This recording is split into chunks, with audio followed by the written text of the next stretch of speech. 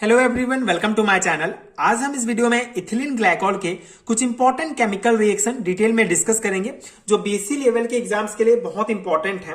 सो ethylene glycol क्या होता है, इसका बेसिक कॉन्सेप्ट, इसका method of preparations, basic properties मैंने पिछले वीडियो में डिटेल में डिस्कस किया है। अगर आपने वीडियो नहीं देखा है तो आपको नीचे डिस्क्रिप्शन बॉक्स में प्ले लिस्ट का लिंक मिलेगा, वहां से आप चेकआउट कर सकते हैं। सो इथिलीन ग्लाइकॉल के कुछ इंपॉर्टेंट केमिकल रिएक्शन डिस्कस करने से पहले इथिलीन ग्लाइकॉल क्या है ये जानना बहुत इंपॉर्टेंट है। तो ब्रीफ में एक बार देख लेते हैं कि इथिलीन ग्लाइकॉल क्या होता है। तो पिछले वीडियो में हमने डिस्कस किया था कि किसी भी कंपाउंड में अगर दो OH ग्रुप जुड़े हैं तो उसको डाइहाइड्रिक अल्कोहल कहा जाता है एंड इसी डाइहाइड्रिक अल्कोहल को ही इथिलीन ग्लाइकॉल कहा जाता है। ठीक है, सो अगर डाइहाइड्रिक अल्कोहल या इथिलीन ग्लाइकॉल कुछ भी आपको, जैसे अगर आपको पूछा जाएगा कि chemical reaction of dihydric alcohol, तो भी आपको ये सभी पॉइंट्स ही डिस्कस करने हैं। सो जनरली डाइहाइड्रिक अल्कोहल ही इथिलीन ग्लाइकॉल होता है। तो अल्कोहल हमने जब डिस्कस किया था वहां पे देखा था, उसको क्लासिफाइड किया था। तो जनरली 4 क्लास में क्लासिफाइड किया जाता है अल्कोहल को। तो अगर दो OH ग्रुप जुड़े हैं, ठीक है, किसी भी कंपाउंड से,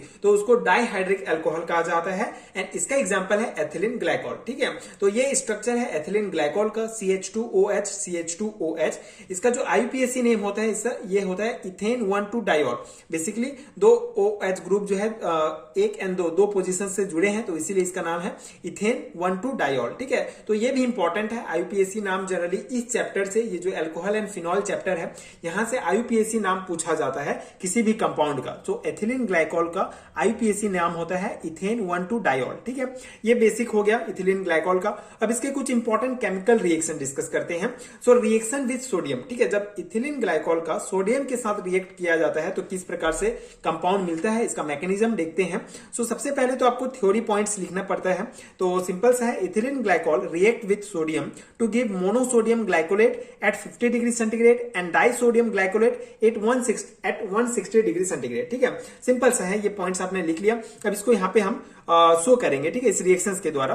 तो ये पॉइंट क्या बोलता है, ये थ्योरी पॉइंट की जब ग्लाइकोल को जब 50 डिग्री सेंटीग्रेड पर सोडियम के साथ रिएक्ट करते हैं तो हमको मोनोसोडियम ग्लाइकोलेट प्राप्त होता है। अब यहाँ पे किस प्रकार का रिएक्शन होता है, ये जो सोडियम है, ठीक है, ये ऑक्सीजन के साथ जाके बॉन्ड बना लेगा। ठीक है, ऑक्सीजन के साथ जुड़ जाता है एंड ये जो हाइड्रोजन है ये बाहर चले जाएगा। ठीक है, ये मतलब एज ए हाइड्रोजन गैस के रूप में उड़ जाता है इस रिएक्शंस में जब सोडियम के साथ ग्लाइकोल को रिएक्ट कराते हैं। तो इस प्रकार से ये सोडियम जाके यहाँ पे ऑक्सीजन के साथ बॉन्ड बना लेगा एंड हमको ये जो है मोनोसोडियम ग्लाइकोलेट प्राप्त होगा। मोनोसोडियम क्योंकि एक सोडियम जो है, ठीक है, यहाँ पे आके जुड़ा ऑक्सीजन एटम से, तो इसलिए हमको मोनोसोडियम ग्लाइकोलेट प्राप्त हुआ।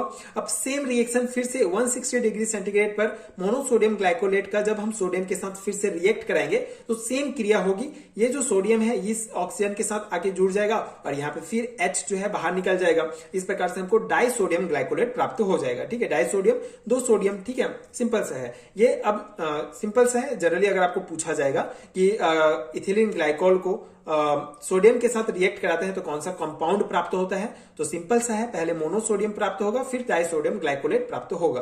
तो वही ग्लाइकोल का सोडियम के साथ रिएक्शन होगा 50 डिग्री पे, तो पहले मोनोसोडियम ग्लाइकोलेट, ठीक है, एक सोडियम आके जुड़ेगा H की जगह, फिर उसके बाद 160 डिग्री सेंटीग्रेड पर रिएक्ट कराएंगे तो वही डाइसोडियम ग्लाइकोलेट प्राप्त हो जाएगा। सिंपल सा है।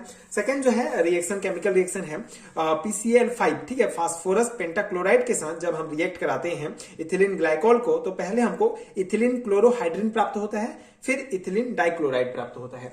अब ये कैसे, देखिए, जब ग्लाइकॉल, ये ग्लाइकॉल है, ठीक है, ग्लाइकॉल CH2OH जब PCl5 के साथ रिएक्ट कराते हैं तो यहाँ पे क्या होगा, यहाँ पे ये जो H है, ठीक है, ये जो H है इस Cl के साथ, इस बेसिकली 5 Cl है यहाँ पे, ठीक है, तो एक Cl के साथ जो है जुड़ के HCl बनाएगा और बाहर निकल जाएगा। ठीक है, उसके बाद जो एक Cl होगा, एक Cl HCl बना लिया। अब उसके बाद एक जो Cl होगा वो जो है कार्बन बॉन्ड के साथ जुड़ जाएगा, कार्बन के साथ जो है बॉन्ड बना लेगा Cl, तो हमको CH2Cl प्राप्त हो जाएगा। और यहाँ पे जो O बच गया, ठीक है, ये O जो है POCl3, मतलब बेसिकली एक Cl यहाँ पे यूज हुआ, एक Cl यहाँ पे जाके जुड़ गया, तो अब कितना बचा, 3 Cl बचा, 3 क्लोराइड बचा। तो ये बचा हुआ O और ये P और ये Cl3, POCl3 बना के यहाँ से बाहर निकल जाएगा और हमको क्या कंपाउंड प्राप्त होगा, CH2Cl। ठीक है, ये एज इट इज रहेगा। बेसिकली ये जो PCl5 है इस के साथ ही रिएक्ट कर रहा है। ठीक है, आई होप आपको समझ में आ गया होगा।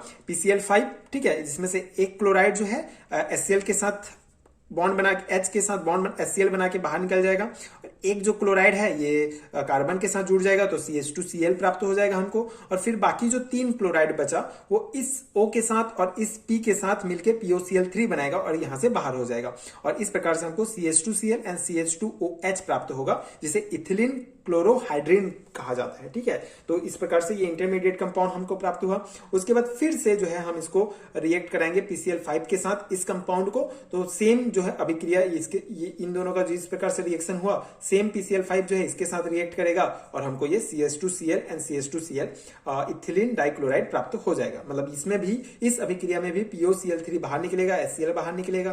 ठीक है, सिंपल सा है। तो ये था PCl5 के साथ जब ग्लाइकोल इथिलीन ग्लाइकोल को रिएक्ट कराते हैं तो हमको इस प्रकार के इथिलीन डाइक्लोराइड जो है, डाइक्लोराइड हमको ये कंपाउंड प्राप्त होता है फाइनल प्रोडक्ट के रूप में। इसके बाद जो थर्ड रिएक्शन है इसका, रिएक्शन विद HCl, ठीक है, हाइड्रोक्लोरिक एसिड के साथ जब हम रिएक्ट कराते हैं तो सबसे पहले 160 डिग्री एथिलीन क्लोरोहाइड्रिन, ठीक है, सबसे पहले इथिलीन क्लोरोहाइड्रिन हमको प्राप्त होता है 160 डिग्री सेंटीग्रेड में।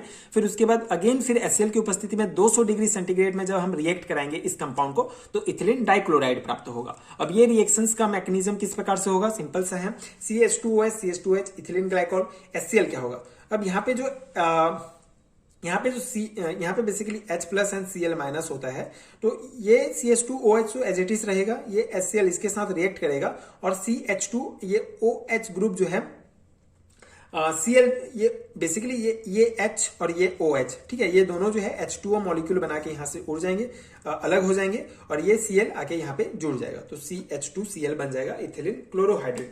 उसके बाद फिर अगेन 200 डिग्री सेंटीग्रेड में ये रिएक्शंस इसके साथ होगा। ठीक है, तो वही होगा, फिर यहाँ से ये H ये OH मिलके H2O, ठीक है, जलवाष्प के रूप में बाहर हो जाएंगे, ये Cl आके यहाँ पे जुड़ जाएगा और ये हमको इथिलीन डाइक्लोराइड प्राप्त हो जाएगा। ठीक है, इसके अलावा जो फोर्थ रिएक्शन है इसमें है जो इथिलीन ग्लाइकोल है, ठीक है, CH2OH जब हम इसको HNO3 के साथ रिएक्ट कराते हैं, ठीक है, कॉन्सेंट्रेट HNO3 के साथ रिएक्ट कराते हैं तो ये जो क्या होगा, इस ऑक्सीजन के साथ NO2 जो है जुड़ जाएगा। ठीक है, इसका ये जो NO2 जुड़ जाएगा और ये हाइड्रोजन और ये हाइड्रोजन मिल के जो है H2O के रूप में बाहर निकल जाएंगे और हमको इस प्रकार से ये कंपाउंड ग्लाइकोल नाइट्रेट प्राप्त होगा।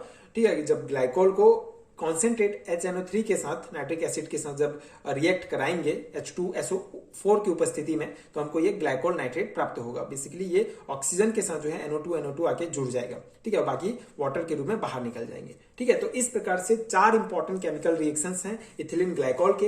अगर लॉन्ग टाइप क्वेश्चंस में पूछा जाता है तो आप इसको पूरा लिखेंगे एंड जनरली आपको कभी कभी 2 मार्क्स में पूछा जाता है सिंपल सा कि डाइसोडियम ग्लाइकोलेट कैसे प्राप्त होता है। तो उसके लिए आपको ध्यान रखना होगा कि ग्लाइकोल को जब हम सोडियम से रिएक्ट कराएंगे तो हमको डाइसोडियम ग्लाइकोलेट प्राप्त होगा। सेम वही है कि इथिलीन डाइक्लोराइड कैसे प्राप्त होगा, तो क्लोराइड प्राप्त करने के लिए PCl5 के साथ रिएक्ट कराएंगे एंड इथिलीन डाइक्लोराइड फिर से यहाँ कैसे प्राप्त करेंगे, तो HCl के साथ भी रिएक्ट करा के इथिलीन डाइक्लोराइड प्राप्त कर सकते हैं। ठीक है, ये दोनों सेम है। अगर आपको पूछा जाता है कि इथिलीन डाइक्लोराइड कैसे प्राप्त करेंगे तो दोनों में से कोई रिएक्शंस भी आप लिख सकते हैं। ठीक है, दोनों में से कोई एक भी, ठीक है, सेम है। ठीक है, तो इस प्रकार से आपको ये ध्यान रखना है chemical reaction of ethylene glycolate. I hope पूरा समझ में आ गया होगा एंड ये नोट्स आपके एग्जाम प्रिपरेशन के लिए हेल्पफुल हुए होंगे। अगर आपको इसका PDF चाहिए, जनरली ये टॉपिक जो है आपको BSc सेकेंड ईयर के ऑर्गेनिक केमिस्ट्री के अल्कोहल एंड फिनॉल यूनिट में मिलेगा। सो अगर आपको कंप्लीट यूनिट का नोट्स चाहिए, कंप्लीट हैंडरिटन नोट्स, तो नीचे आपको डिस्क्रिप्शन बॉक्स में PDF स्टोर का लिंक मिलेगा, वहां से आप ले सकते हैं। अगर आप इंग्लिश मीडियम के स्टूडेंट्स हैं तो इंग्लिश का आपको इंडिविजुअल लिंक मिलेगा।